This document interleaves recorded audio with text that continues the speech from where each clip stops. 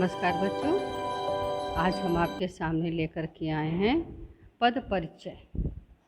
ये आपका खंड ख का पार्ट है जिसमें आपके 4 नंबर के प्रश्न आते हैं। पद परिचय। तो पद परिचय कहते किसे हैं? इस लेख में हम पद परिचय की संपूर्ण जानकारी हासिल करेंगे। पद परिचय की परिभाषा, संज्ञा शब्द का पद परिचय, सर्वनाम शब्द का पद परिचय, विशेषण शब्द का पद परिचय, क्रिया शब्द का पद परिचय, अव्यय शब्द का पद परिचय, इन सभी के बारे में विस्तार पूर्वक उदाहरणों के साथ जानेंगे। तो पद होता है, जैसे कि हमने कोई वाक्य लिया, राम एक लड़का है, तो राम एक लड़का है। तो इन सब तीनों शब्दों का अलग अलग व्याकरणिक परिचय बताना ही हमारा पद परिचय कहलाता है। तो हम चलते हैं पद परिचय की परिभाषा की ओर। पद परिचय की परिभाषा, जैसे हम अपना परिचय देते हैं, अपना इंट्रोडक्शन देते हैं हम कि मेरा नाम ये है, मैं इस कक्षा में पढ़ता हूँ, ठीक उसी प्रकार एक वाक्य में जितने शब्द होते हैं उनका भी परिचय हुआ करता है। वाक्य में प्रयुक्त प्रत्येक सार्थक शब्द को पद कहते हैं तथा उन शब्दों के व्याकरणिक परिचय को पद परिचय, पद व्याख्या या पद अन्वय कहा जाता है। व्याकरणिक परिचय से तात्पर्य है वाक्य में उस पद की स्थिति बताना। वाक्य में जो वो पद है उसकी स्थिति बताना कि वह क्या लिंग कौन सा है, वचन क्या है, कारक क्या है, अन्य पदों के साथ संबंध क्या है। अब जैसे उदाहरण यहाँ पर दिया है आपके पास, एक राजेश ने रमेश को पुस्तक दी। राजेश ने रमेश को पुस्तक दी। ने को आपको कारक चिन्ह का प्रयोग बता रहा है। राजेश आपकी क्या है? संज्ञा है। कौन सी संज्ञा? व्यक्तिवाचक संज्ञा। रमेश क्या है? संज्ञा है। कौन सी संज्ञा? व्यक्तिवाचक संज्ञा। लिंग क्या है? पुल्लिंग है। दोनों राजेश और रमेश दोनों पुल्लिंग है। अगर यहाँ होता राजेश ने सीता को पुस्तक दी तो स्त्रीलिंग हो जाता। पुल्लिंग है। वचन क्या है? एक वचन है। तो राजेश हुआ संज्ञा व्यक्तिवाचक, पुल्लिंग एक वचन, ने के साथ कर्ता कारक और द्विकर्मक क्रिया दी के साथ। इसी तरह से रमेश भी हुआ संज्ञा व्यक्तिवाचक, पुल्लिंग एक वचन, कर्म कारक। रमेश को कर्म कारक। राजेश ने, कर्ता ने, कर्ता कारक, तो कर्ता कारक हुआ। पुस्तक भी हमारी क्या हुई? संज्ञा हुई। कौन सी संज्ञा हुई? हमारी जातिवाचक संज्ञा हुई। और स्त्रीलिंग हुआ एक वचन, कर्म कारक। तो हमने यहाँ पर आपने देखा कि तीनों के हमने किस तरह से व्याकरणिक परिचय बताए। तो यही हमारा पद परिचय कहलाता है। पद परिचय में 5 प्रकार के होते हैं, जिसमें हमें संज्ञा, सर्वनाम, विशेषण, क्रिया तथा अव्यय, इन बिंदुओं पर ध्यान देना चाहिए।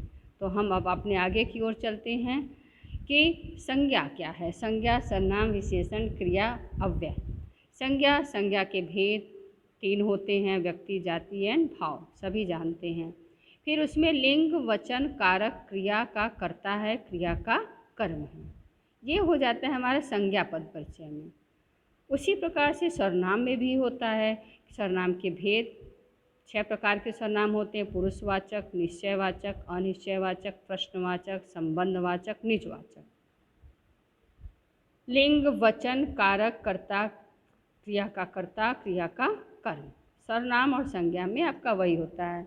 आपने जो है जूनियर क्लासेस में पढ़ा होगा कि संज्ञा के स्थान पर प्रयुक्त होने वाले सब सर्वनाम कहलाते हैं, और संज्ञा की परिभाषा में पढ़ा होगा किसी व्यक्ति, वस्तु, प्राणी, जन को संज्ञा कहते हैं जहाँ होता है।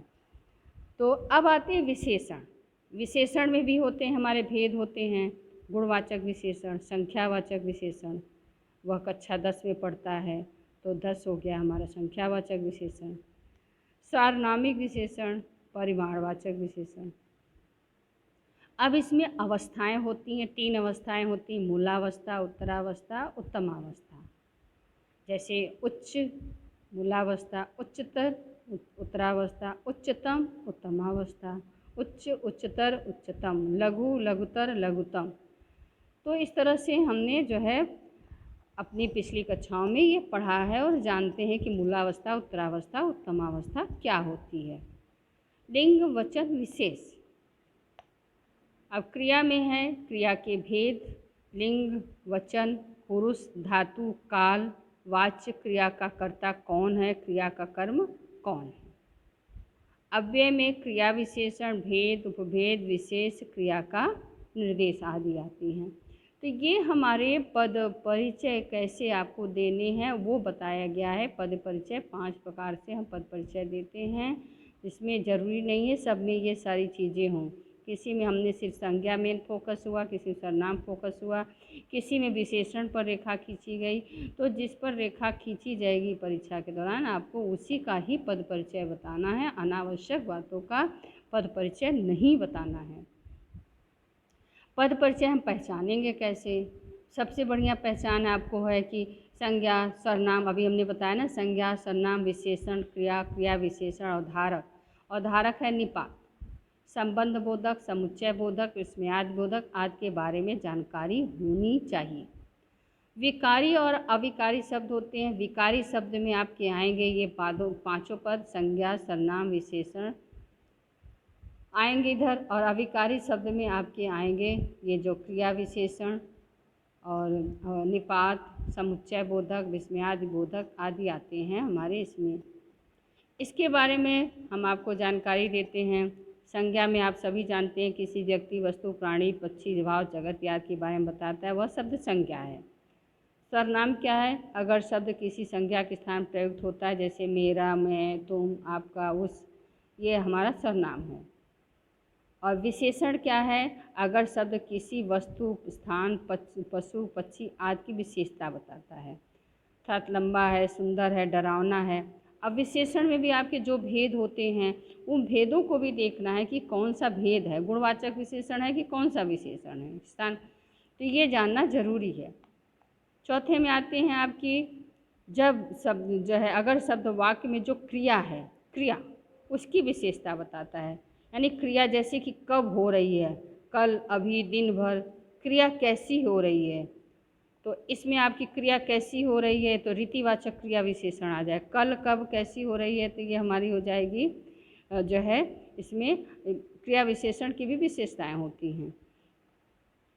क्रिया कहाँ हो रही है, अंदर, ऊपर, आसपास, स्थानवाचक क्रिया विशेषण।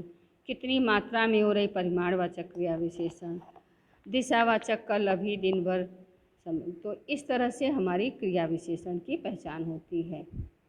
और अगर शब्द किसी दो या अधिक संज्ञा और सर्वनाम के बीच का संबंध दर्शाता है, जब संज्ञा और सर्वनाम के बीच का संबंध दर्शाएगा तो वह संबंध बोधक अव्यय हो जाएगा, जैसे के, पास, के, ऊपर, से, दूर, के, कारण, के, लिए, की, ओर आदि।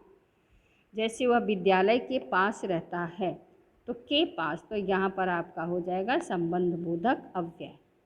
विद्यालय आपकी क्या हो गई, आपकी संज्ञा हो गई। अब अगला हमारा है समुच्चय बोधक। समुच्चय बोधक हमारा, जैसे संयुक्त वाक्य में आप पढ़ते थे, वाक्य को जोड़ने के लिए अतएव, इसलिए और ये लगाना पड़ता है, इसलिए, लेकिन, तो उसी प्रकार से आपका समुच्चय बोधक अव्यय में होता है। बीच में योजक चिन्ह का प्रयोग हो जाता है, जैसे कि और, अतएव, इसलिए, लेकिन, वह विद्यालय जा रहा था और आगे से उसके अध्यापक मिल गए, तो यहाँ पर हो गया हमारा समुच्चय बोधक अव्यय। तो आपको क्या बताना है, पद परिचय, समुच्चय बोधक अव्यय बताना है। और अगर ये हमारे क्या हैं, ये हमारे अविकारी शब्द हैं। अगर शब्द किसी विस्मय, हर्ष, घृणा, दुख, पीड़ा आदि भावों को प्रकट करता है तो विस्मयादि बोधक अव्यय होते हैं। बोलते जैसे अरे ये क्या हुआ, वाह कितना अच्छा मौसम है, अच्छा तुम आ गए, आदि शब्द जो आते हैं तो विस्मयादि बोधक अव्यय होते हैं, जो हमारे वाक्य के आरंभ में ही आते हैं। विस्मयादि बोधक अव्यय के ये शब्द हमारे वाक्य के आरंभ में ही आते हैं, अंत में नहीं आते, बीच में नहीं आते हैं, परंतु समुच्चय बोधक और संबंध बोधक हमारे वाक्य के बीच में आते हैं। अब आता है हमारा एक शब्द है निपात शब्द। निपात शब्द होता है जो किसी बात पर ज़्यादा भार दर्शाता है। जब भार दर्शाता है तो निपात कहलाता है। निपात को पहचानने के लिए हमें पहले वाक्य से दूसरे वाक्य पर जोर देने के लिए इस सब का प्रयोग करते हैं कि ये आते हैं बीच में, कि हमें जो है इस तरह से ही मुझको भी अमेरिका भिजवा दो, तो भी आया तो निपात हुआ।